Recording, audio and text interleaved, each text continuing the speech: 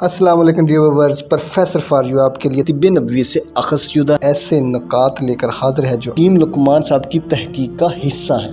ان سب چیزوں پہ عمل کر کے آپ بہت ساری بیماریوں سے بچ سکتے ہیں اور آپ کی زندگی کی بہت ساری مشکلات کو آسان بنانے کا باعث بنیں گے۔ خشخاش کے بیجوں کا شہد کے ساتھ ملا کر استعمال نیند کی بہتری اور دماغ کی کمزوری کو ختم کر دیتا ہے۔ زرد چنبیلی کے پھول کو پیس کر شہد میں مکس کر کے صبح ناشتے سے پہلے استعمال کریں، یہ دماغ کی بہتری اور نیند کا باعث بنتا ہے۔ دھنیا کے بیجوں کو پیس کر دودھ میں مکس کر کے رات کو استعمال کریں، یہ پھیپھڑوں کو صحت مند بناتا ہے اور نفسیاتی دباؤ کو کم کر کے آپ کی نیند کا باعث بنتا ہے۔ سفید زعفران اور شہد برابر ملا کر استعمال کرنے سے دل مضبوط ہوتا ہے، جبکہ شہد اور لہسن کو استعمال کرنے سے نظامیت اور جسم کو مستحکم بنانے میں مدد ملتی ہے۔ پیسی ہوئی اجوائن کا شہد میں ملا کر صبح کو ناشتے سے پہلے استعمال جوڑوں کے درد کو کم کر دیتا ہے اور جسم کو تقویت بخشتا ہے۔ چھوٹی الائچی کو پیس کر شہد میں ملا کر ناشتے سے پہلے استعمال کریں، یہ پھیپھڑوں کو مضبوط بنانے کا باعث بنتا ہے۔ ہرے دھنیا کو پیس کر شہد میں ملا کر استعمال کریں، جس سے آپ کی ہڈیاں مضبوط ہوں گی اور جگر صحت مند ہوتا جائے گا۔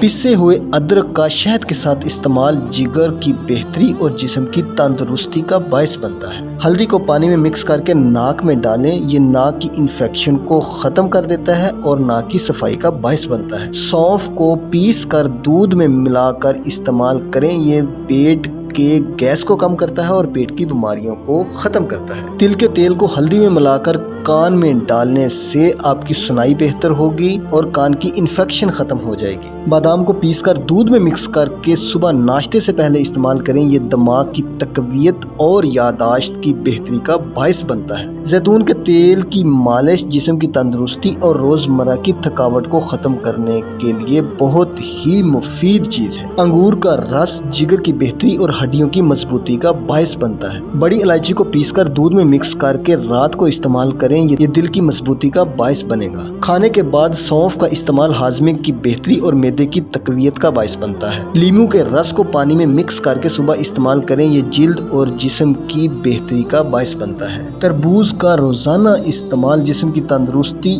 ہاضمے کی بہتری اور جسم میں پانی کی کمی کو پورا کرتا ہے۔ انار کا رس خون میں اضافے کا باعث بنتا ہے اور جگر کی ورکنگ کو بہتر بناتا ہے۔ انجیر کا گرم دودھ کے ساتھ استعمال ناشتے کے بعد ہاضمے کو بہتر بناتا ہے اور جسم کی تقویت اور مضبوطی کا باعث بنتا ہے۔ تل کا تیل سر میں لگانے سے بالوں میں چمک آتی ہے اور بالوں کی مضبوطی کا باعث بنتا ہے۔ کلونجی کا استعمال ویسے تو ہر بیماری کے لیے بہت مفید ہے، مگر بالخصوص پیٹ کی بہتری اور بھوک کو کم کرنے کا باعث بنتی ہے۔ پسے ہوئے زیرے کا دہی کے ساتھ استعمال رات کو کرنے سے ہاضمہ اور معدہ بہتر ہوتے ہیں اور آپ کے پیٹ کی بیماریاں ختم ہوتی ہیں۔ صبح سویرے کھجور کا استعمال آپ کے بازوؤں کو مضبوط کرتا ہے اور جسم کو تقویت بخشتا ہے۔ انڈے کی سفیدی بچوں کی نشو و نما کے لیے بہت زیادہ مفید ہے۔ بادام کا تیل جسم پر لگانے سے جسم کا چڑچڑا پن ختم ہوتا ہے اور جسم کی خشکی کم کرنے میں مدد دیتا ہے۔ دیسی گھی کا روزانہ استعمال جگر